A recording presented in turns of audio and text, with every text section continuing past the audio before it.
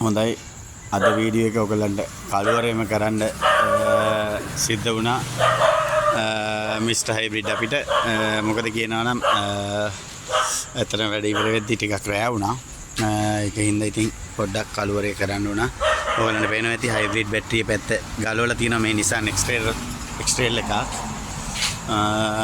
මේ Nissan X-Trail එකේ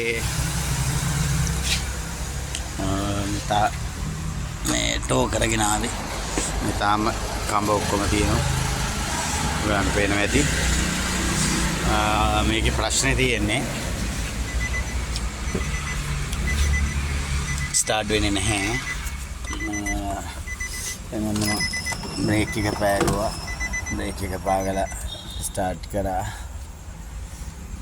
start වෙන්නේ නැහැ ඔන්න ඔය විදිහට ඊට අමතරව මේ ගියර් ලිවර් එකේ බටන් එක ඔබලා ප්‍රෙස් කරාට බ්‍රේක් එක පාගලා ගියර් ලිවර් එක ප්‍රෙස් කරාට ප්‍රෙස් වෙන්නේ නැහැ. ඔන්න ඕක තමයි තියෙන ප්‍රශ්නේ. ඉතින් අපි ඒක රිපෙයාර් කරන්න තමයි ඇවිල්ලා තියෙන්නේ. මේ චෙක් ලයිට් එක පෙන්නලා ෆෝල්ට් එකක් පෙන්නනවා. අපි දැන් වයරින් එක ඔක්කොම චෙක් කරලා තියෙන්නේ. චෙක් කරා ඇත්තටම මේක වාහනේ යන ගමන් අතර වෙච්ච එකක්. බැටරි SOC එක සෑහෙන්න බහැලා තියෙන අඩු වෙලා තියෙන. ඒ කියන්නේ ගොඩාක් ගියර් බොක්ස් එක පැත්තට තමයි මේකේ මේ ප්‍රශ්නේ බර.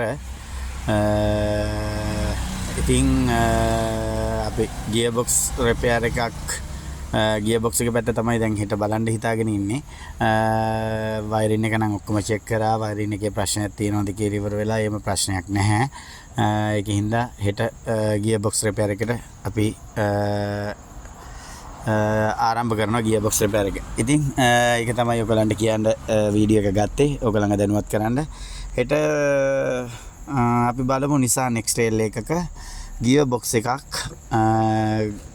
අලුත් වැඩියා කරන්නේ කොහොමද කියලා වීඩියෝ එකකින් මිස්ටර් හයිබ්‍රිඩ් අපි ඔයගලන්ව දැනුවත් කරන්නට සූදානම්. එහෙනම් හැමෝටම සුබ රාත්‍රියක් සුබ දවසක් කියලා ප්‍රාර්ථනා කරනවා මිස්ටර් හයිබ්‍රිඩ් අපි. මොන හරි ගැටලු තියෙනවා නම් යොමු කරන්න. අපේ දුරකථන අංකය අපි යොමු දානවා මේකේ. ඕන ප්‍රශ්නයක් තියෙනවා නම් ඔබේ මෝටර රථය සම්බන්ධව කෝල් කරලා අහන්න. අපි ළඟට ආවේ නැති වුණාට කමන්නේ.